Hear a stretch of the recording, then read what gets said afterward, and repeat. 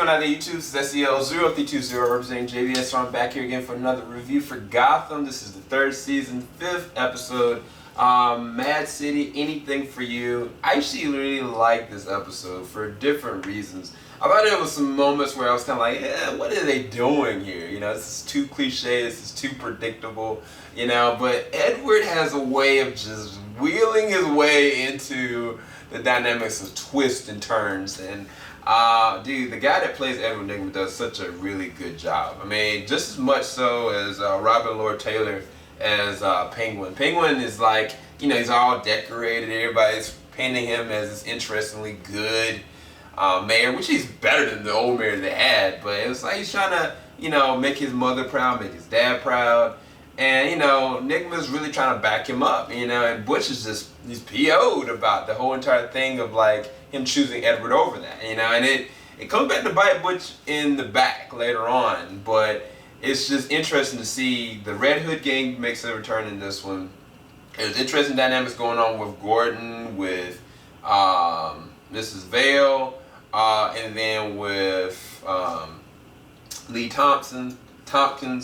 But more than anything, I think having Edward scaring the whole entire show, it adds fuel to the fire. Like those unanswered questions, and those unanswered things where it's like, how does this person feel about this? Like, we know that Lee lost the baby because of Edward. We know that Edward, you know, tried to kill Lucius, tried to kill Bruce, you know, and now he's the right hand to, you know, Penguin, you know, and those interactions, they get tested. Like, there's moments that I've been waiting for Bruce to be introduced into Penguin, and, you know, them really actually interact in words and them trying to perceive each other.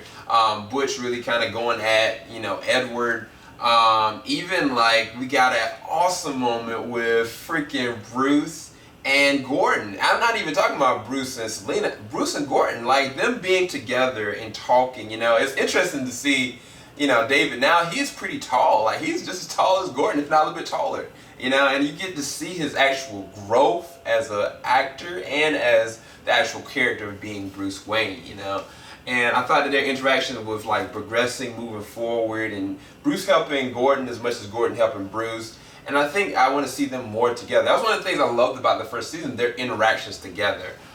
Even more so, like, you know, the next part of that, you know. But Gordon got some really understanding and clarity. He got to talk with Lee. The thing that I didn't like about Lee in this one was, like, I feel like she did the whole, you know, getting engaged to try to provoke Gordon to make a response, you know, which I'm like, oh, you wanted him to say something? Like, I was kind of pissed about it. I was like, okay, so you did all that really to get a rise out of him, but he's now, all right, like, I'm happy for you. Like, I'm not a good person anyway. Like, I need to deal with me, you know. And I respect Gordon more for that whole comment, but I detract less from Lee from that. But then when she got to see Edward and gave him that two-piece, I was like, okay, I get where she's kind of coming from. She's gone through a lot, you know, and Edward was the focus of that. Lucius and Edward's conversation was really interesting, but the highlight had to have been it's two different highlights.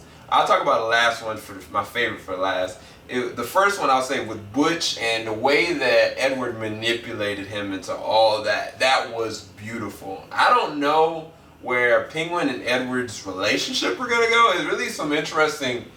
I don't know. I was kind of uneasy with how close they're really getting, but I think more so than anything, they're trying to express that Penguin doesn't feel like he's alone. He really feels like somebody really truly has his back. And I think that honestly was what Fish was initially for him. It's just, you know, she was above him, you know, not an equal measure, you know. And I think that it just interestingly shows, like, how manipulative, evil, but at the same exact time, good Nygma can be.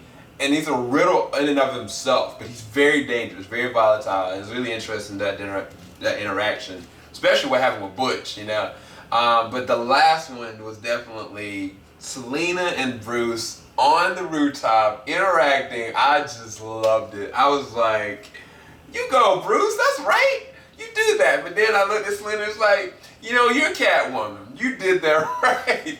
So I actually really enjoyed their interaction, their confrontation, but at the same time, it was long overdue. It it's been known that Selena's been jealous of different things that happened when Silver did that whole situation last season. Like, I could tell Selena was jealous when, you know, the clone kissed Selena and all that kind of stuff. Like, you knew Bruce was jealous. It's been evident they've been, you know, moving towards each other. But it's gonna be even more interesting now that Bruce is older. You know, it's actually really good television to have all the cast back, with the exception of Fish Mooney, you know, and Mr. Freeze or whatever. Like, it was actually really interesting to see what is really on the table, and it's gonna be even more interesting when and if Jerome comes back, when and if Mr. Freeze comes back. It's a lot of different things they're gonna be able to play with. But Jervis is upset with Gordon. He blames Gordon for what happened with Alice, so that's gonna be interesting to see what's gonna happen next week. I didn't get to see a preview for it because, like I said, I had to look at it on demand. But hopefully y'all enjoyed that review